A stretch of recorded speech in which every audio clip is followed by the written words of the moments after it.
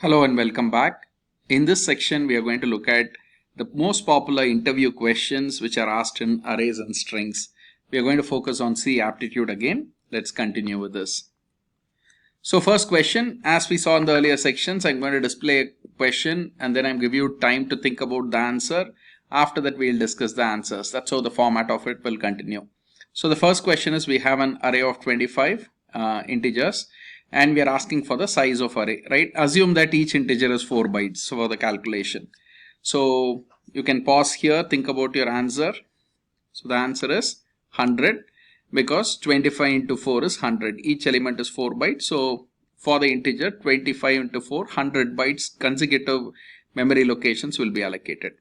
Second question, we have an array which has 5 elements and we are printing the size of the array and size of star array, size of array of 0, assuming again integer is 4 bytes.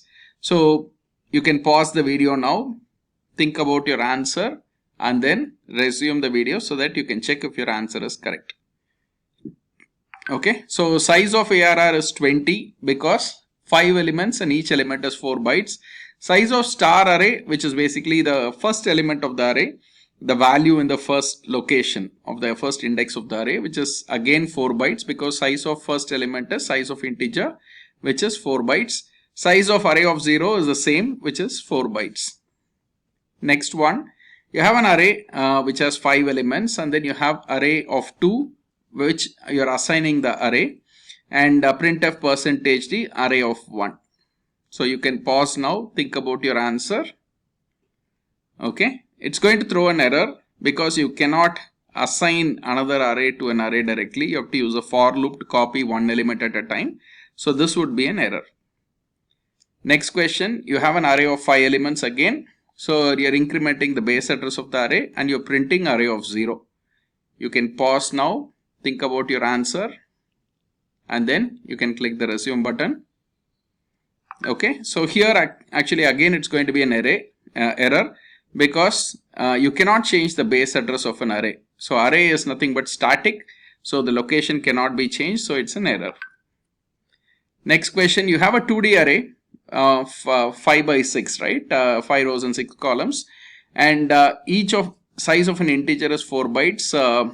What would be the total size of the array? Okay, you can pause now. Think about your answer. So it's going to be 120 bytes because 5 into 6 is 30. 30 into each element being an integer is going to be 4 bytes. So it's 120 bytes is the size. Next question, you have an array of 5 elements and you are doing I equal to plus plus a of 1 and then you are doing a of 1 plus plus and then m is equal to a of I plus plus and you are printing the value of I, j and m. So pause here. Think about your answer, then we'll discuss the answer. So just for the sake of convenience, right? So integer a of 5 has you can take it as a of 6 and so that there is no confusion. Okay, you can think about your answer. Okay. So now what happens is I equal to plus plus a of 1. So a of 1 is having a value of 1. When you do a plus plus a of 1, it's pre-increment, so a of 1 becomes 2 and then that gets assigned to I. So I has a value of 2 and a of 1 has a value of 2. J equal to a of 1 plus plus, which is post increment. So value of a of 1 is 2, that gets assigned to j and a of 1 becomes 3 and m is equal to a of I plus plus. So I had a value of 2, so 0, 1, 2, in that location you have 15. So that 15, right, would be assigned to this m. So if you look at it, the first value is 3 as we discussed.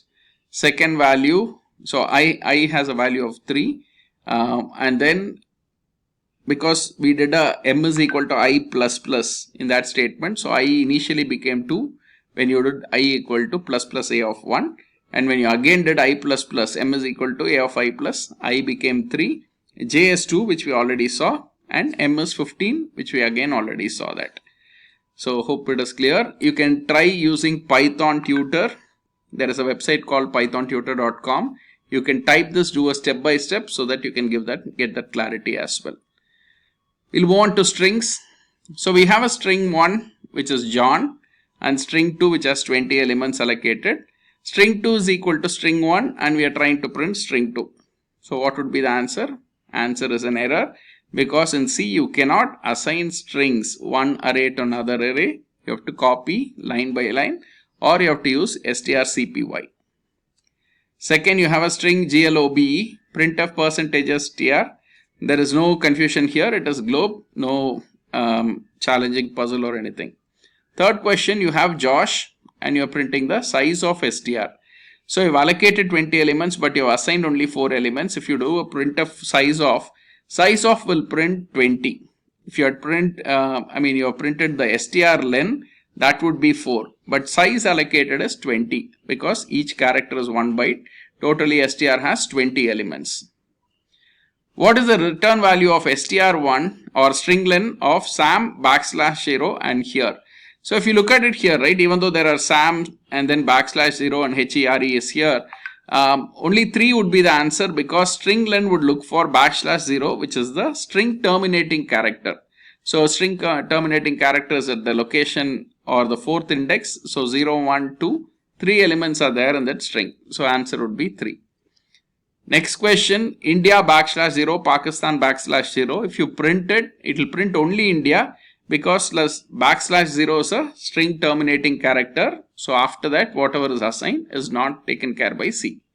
So that's pretty much the summary of arrays and strings. We can go on with many questions, but these are questions. Each question was taken with an intent of talking about one specific area or one concept that we wanted to convey.